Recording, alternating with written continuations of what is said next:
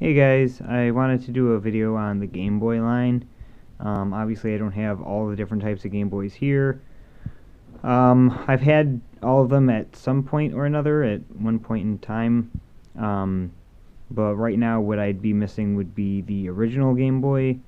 Not really going to include the Game Boy Light because that was only released in Japan, and although I could probably get one off eBay, it's not really worth it. Um, and the Game Boy Advance original, not SP, and the Game Boy Micro. Other than that, I have everything here. I'm not going to count the two different models of the GBA SP because they're pretty much the same except for the backlight.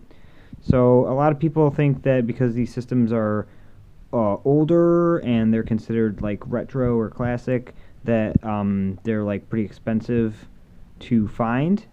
That can kind of be true, especially if you're looking for like mint condition or like with original box or still sealed in the box. Those ones go for like hundreds and hundreds of dollars online. But if you don't need the box and you just want it to be in, pretty good condition, you can get them fairly cheap. You just have to look and wait. I was able to get each of these for pretty cheap on eBay. Well, I got the SP at my local mom and pop game store, but you just gotta be patient, like kind of do searches and see like what's the cheapest that they sell for, and then kind of wait to find one for that price. Like, don't just buy one that day. Like, it took me weeks or even months to find these ones because I was patient and I waited for the price that I wanted to pay. So the first thing I have is a Game Boy Pocket. It was basically a regular Game Boy but smaller and less ugly. The original Game Boy obviously was like very thick and bulky and heavy and had that kind of like weird like design with the lines on it. This is a lot smoother and cleaner and obviously a lot thinner and flatter on the back. So mine, like the condition that I would call mine in, is like very good. My screens don't have scratches on them. I have all the original stickers intact on the back, and they're all still white. Most of the, as you're going through eBay and you're, browsing through the different auctions and stuff, 90% of the Game Boys and Game Boy Pockets and Game Boy Colors that you see on there are going to either have stickers dirty or peeled off or mostly peeled off or completely missing. A lot of times this sticker will be gone, or they'll just be like really dirty, like a yellow color or things like that. It took me a while to find one that was in this good condition. Stickers on my Game Boy Color. I went with the berry pink Game Boy Color. My two favorites were the teal and the berry pink. I just happened to find a berry pink before I found a teal in the price range I was looking for. Same thing on the back. Got the customer service sticker there, this sticker in the middle, and then this white barcode sticker up here. I like my stuff to be in pretty much mint condition, so I think I did a pretty good job with this one. And then this was just a lucky find. Now, Game Boy Advance SPs, most people know by now that they came out in two different models. There was a AGS 001 and an AGS 101, which my camera probably won't focus. But this is the AGS 101, which means it has the brighter backlit screen. I was able to get this one at my local mom and pop shop, and although there's like some scratches on it, it still has both of the main stickers in good condition on the back, and only a few light scratches that you can see in the light there, but when you're just kind of like looking at it normal, you don't really see the scratches. That is super rare for a Game Boy Advance SP. Prior to this one, I had a pearl pink SP, which is another one of the AGS 101 models with the brighter screen, and that one was scratched to all hell. The only reason I had that one was because I wanted to have a Game Boy Advance SP, and I found that one cheap, and it worked, so I was just like, hey, I'll take what I can get.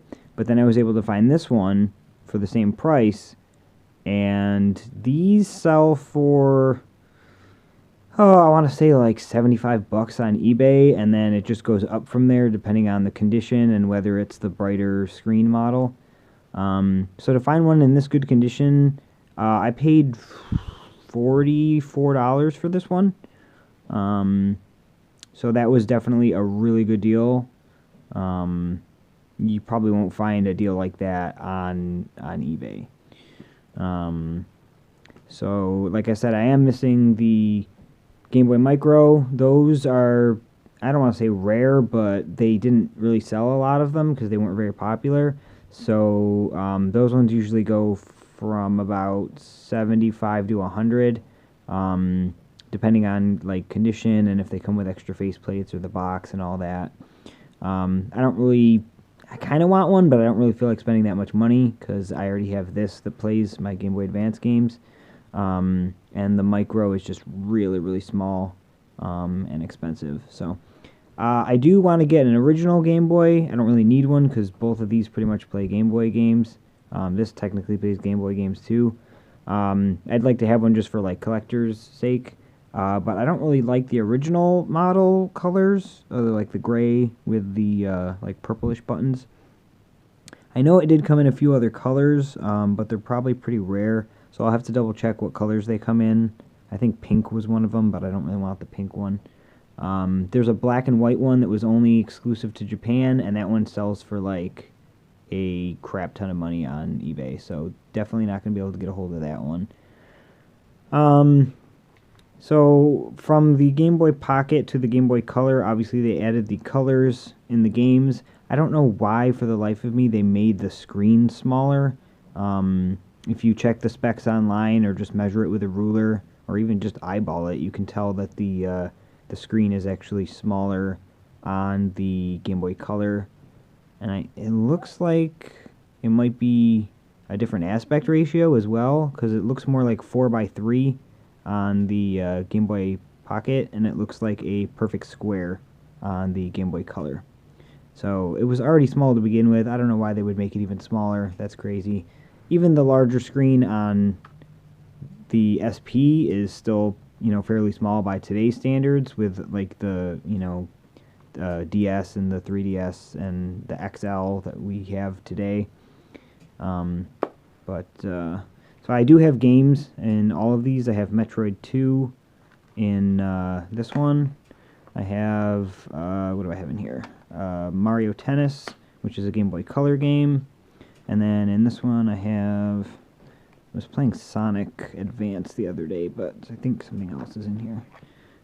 Donkey Kong Country 3. So I'll show you just a quick difference like between the different systems. So if I was to turn this one on, where's my on switch? On the top.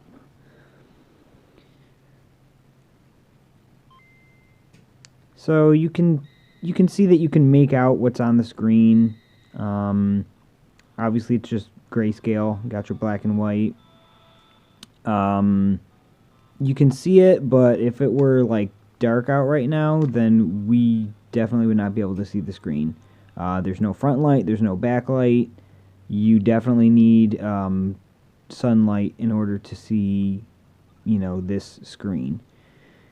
So same thing applies to this. There's no backlight, no front light. Gonna need direct, daytime light for playability. But they did add the colors. It's kind of hard to see them. But you can see some color there in like the Mario Tennis logo, and in the actual game itself you can see the blue and the green. And then last but not least, you have this, which, as I said before, this is an AGS 101 model, so it's going to be super bright. And as if that wasn't bright enough, you can turn the light on even higher and it goes extra bright to the point where like my camera almost can't even pick it up. So like this is regular, and then this is like super bright. It looks a lot better in person. On camera it just kind of shows up as like a blur. But yeah, the colors are super bright on that. And then another thing is, if you have some of these old, Game Boy games that you can't really see on your Game Boy Pocket or Game Boy, Color, whatever you happen to be playing on, original Game Boy. We just saw a minute ago. I popped this cartridge in and played it on the Game Boy Color.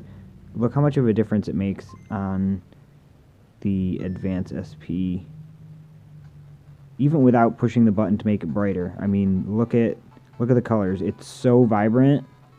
You can see everything super clearly, and the colors are just so there. They're just so bright. So I mean, obviously this is the best way to play games. We'll even do like the same thing with the Metroid.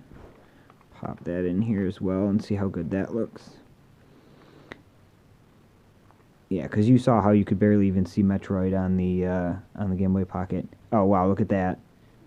It's not grayscale anymore, as my cat comes to investigate. Not grayscale anymore. Full color. You got Samus with the the orange and yellow suit. You got the blue for like the, I don't know, whatever you want to call it, the terrain. But yeah, the colors are just super vibrant, super saturated. Definitely the best way to play any original Game Boy Color games, hands down. And then obviously Game Boy Advance games look good as well. Game Boy Advance, the regular model that's not the SP, does not have a backlight or front light either, so that's going to be just as hard to see as these models, except you'll be playing Game Boy Advance games, so those games are kind of meant to be seen in like good color, so I don't even know why they really made that model. I guess they just didn't have the technology yet for like the front light or the backlight, but yeah, it's not very fun to play on an original Game Boy Advance. But like I said, other than that, there's just like the Micro, the Advance, and the original Game Boy, which I will try to get. I'll try to get some of like one of all of those at some point, but right now I just don't really have the money to spend on like the rarer systems that are more expensive. But you can find a Game Boy for pretty cheap. So I was able to get this for I don't know, I want to say it was like between 25 and 35 bucks. I was able to get this one for about 35 bucks. You just gotta look. You gotta be kind of lucky, and you gotta look, and you have to be patient. Because you'll see people asking for like $30 or $40 for a Game Boy Pocket or a Game Boy Color, and then you look at the pictures, and the back of it's like it doesn't have a battery cover, or it's missing all the stickers, or it's got like marker on it and the screens are scratched up. So you just have to really wade through all the auctions and find one that's going to be worth it. But I was lucky to get this one right here for the price that I did, because like I said, these are usually going to be in really, really scratched up, banged up condition. It's just the paint job that Nintendo decided to go with. Like, these are solid plastic, so they don't really lose their color. But this is, like, I've seen ones where it's been completely scraped off. There's usually, like, an undercoating layer of, like, what the actual plastic is, which is usually, like, a white or a gray color. And then on top of it, they basically, like, I don't want to say, like, spray paint it, but they coat it with, like, whatever color SP it is.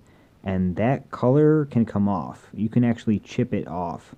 So these scratch very easily if they brush up against anything sharp. The color just comes off on its own. It's kind of inevitable. So to find these in good condition is really rare, unless you get one that's you can buy ones on eBay that have like new housings put onto them. They're not like official Nintendo, housings, but it's very easy to like duplicate, to like replicate the parts once you have like a model that you can disassemble, and so there's definitely ones out there you can buy that are in absolutely flawless mint condition. They usually charge you between $75 and $100 for them, but you can even customize like what colors you want. You can do two-tone colors, so you could do like black for like the top, and then when you open it up inside it's like white or red. You can customize it and all the buttons and everything, because it's really easy to order all the different parts you need for the SP. So, but that is pretty much it. I just wanted to go over the Game Boy line, at least what I have right now. Like I said, I'm planning on getting more eventually, but and I did at one point have a Micro, and I did have an original Advance at some point, very briefly. I don't even remember it really, but that's pretty much it. Until the next video, I guess I will see you guys later.